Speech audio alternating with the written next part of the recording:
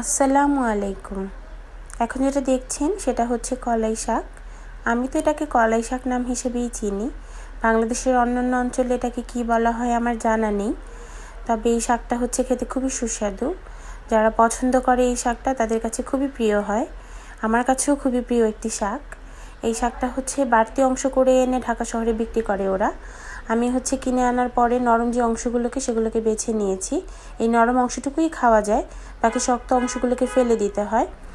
এখন হচ্ছে আমি এখানে বেছে ধুয়ে পানি ঝরতে রেখে দিয়েছি। এখন এটাকে কোটার পালা। এই শাকটাকে হচ্ছে অনেক বেশি মিহিকুচি করে ভাজি করলে খেতে খুবই ভালো লাগে। এই শাকটা যত বেশি মিহিকুচি করা হয় খেতে তত বেশি সুস্বাদু লাগে। এই শাকটা যারা বটি দিয়ে কাজ করতে পারে তারা বটি দিয়ে খুবই মিহিকুচি করতে পারে। আমি হচ্ছে বটি দিয়ে অত ভালোভাবে কাজ করতে পারি না, তাই এখানে ছুরি দিয়েই যতটুকু সম্ভব কুচি কুচি করে নেওয়ার ট্রাই করছি। যদিও নাইফ দিয়ে অত ভালো আসলে নাইসলি চপ হয় না, তারপরও যতটুকু সম্ভব ট্রাই করছি করে নেয়ার।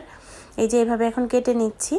আর এই শাকটা হচ্ছে অন্যান্য যে কোনো শাকের মতোই আমরা নর্মালি যেভাবে বাগার দিয়ে ভাজি করে নিই ওভাবেই ভাজি করে নিতে হয় পেঁয়াজ রসুন দিয়ে। বাট স্পেশালি এই শাকে আমার মনে হয় শুকনা মরিচ তেলে গুঁড়া ব্যবহার করলে সেটা খেতে খুবই ইয়ামি হয়। আপনারা দেখতে পাচ্ছেন এখানে আমি পুরো শাকটা কেটে নিয়েছি। এখন জাস্ট রান্না করার পালা। আপনারাও চাইলে ট্রাই করতে পারেন। আর আপনি যদি অলরেডি এটা ট্রাই করে থাকেন তাহলে জানাতে ভুলবেন না আপনার কাছে কেমন লেগেছে। ধন্যবাদ।